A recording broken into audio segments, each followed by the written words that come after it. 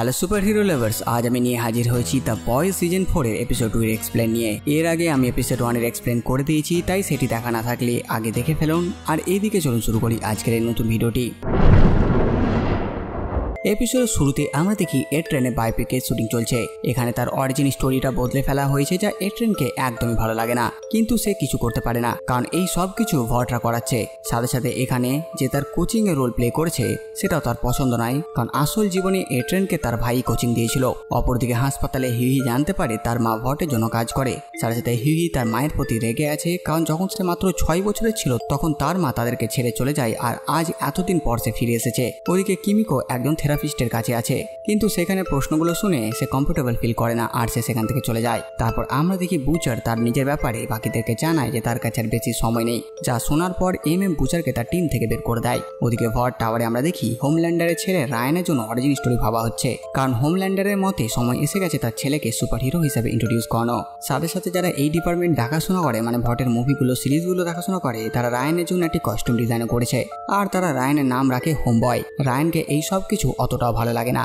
Origin story শুনে হোমল্যান্ডারকে ভালো লাগে, আর তাই বাকিরাও ভালো ভালো করতে লাগে, কিন্তু সেজ বলে এটা একদম ফালতু অরিজিন স্টোরি। তার মতে রায়ানকে সোলো ইন্ট্রোডিউস করানো উচিত। তার মাথায় হোমল্যান্ডারের হাত আছে, এটা দেখানো থেকে সেটাই ভালো হবে। সেজের কথা হোমল্যান্ডারকে ভালো না লাগলেও শেষ পর্যন্ত সে এটা মেনে নেয়। এরপর আমরা অ্যাশলি, সেজ ও ডিপকে লিফটে দেখি। সেখানে অ্যাশলি অনেক খারাপ ব্যবহার করে ডিপের সাথে, আর তারপর সে চলে যায়। তার যাওয়ার পর ডিপকে সেজ বোঝায়, তুমি একজন সুপ, এমন করে ভয়ে ভয়ে থাকার কারণ কি? নিজের সম্মান করতে শেখো। ওদিকে বয়েজেরা আলোচনা করে যে যেখানে ওই 3 জন মারা গেছিল সেখান থেকে প্রোটেস্ট করার জায়গা পর্যন্ত এত তাড়াতাড়ি তাদেরকে কে নিয়ে গেল, আর তখন তারা বুঝতে পারে এর পেছনে এট্রেন থাকতে পারে। এরপর কিমিকো ফ্রেঞ্চি সেজের উদ্দেশ্যে যায়, আর হিউহি ও অ্যানি এই ট্রেনের ব্যাপারে তথ্য আনতে।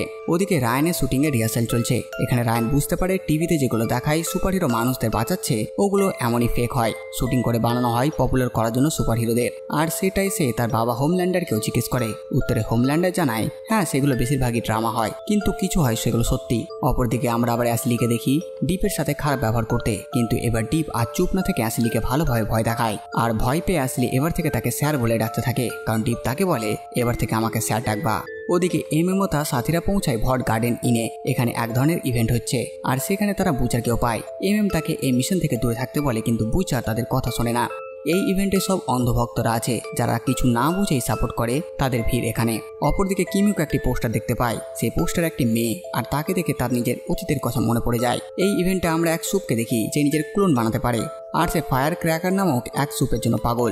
আর এই ইভেন্টে সবার ব্রেন ওয়াশ এই ফায়ার ক্র্যাকারই করছে, হেট স্পিচ দিয়ে দিয়ে। সে সেখানে আবার ভাষণ দেয়। সেই ভাষণ বুচার ও ফ্রেঞ্চি দেখে, এমনকি সেখানে সেজও এসেছে। অপরদিকে হিউহি ও অ্যানি মিলে এট্রেনকে ফলো করে, আর সেখানে এট্রেন তার ভাইপোদের নিজের মিশনের ব্যাপারে জানায় যে সে এটা করেছে ওটা করেছে, কিন্তু তখনই সেখানে তার ভাই এসে উপস্থিত হয়, আর তার 2 ছেলেকে বাড়ি যেতে বলে। এমনকি সে তাদের এটাও বলে দেয় যে এট্রেন যা কিছু করেছে সবকিছু মুভির সেট, সে রিয়েল লাইফে কারোর প্রাণও বাঁচায়নি। ওদিকে সেজ গিয়ে ফায়ার ক্র্যাকারের সাথে কথা বলে। সে তাকে জানায় হোমল্যান্ডারের জন্য কাজ করেছে, আর ফায়ার ক্র্যাকার যদি দ্য 7 জয়েন করতে চায় তাহলে তাকে তার কথা মতো কাজ করতে হবে। এখানে বুচারের সাথে এর কথা কাটাকাটি হয়ে যায়, আর তাদের মধ্যে মারপিটও হয়।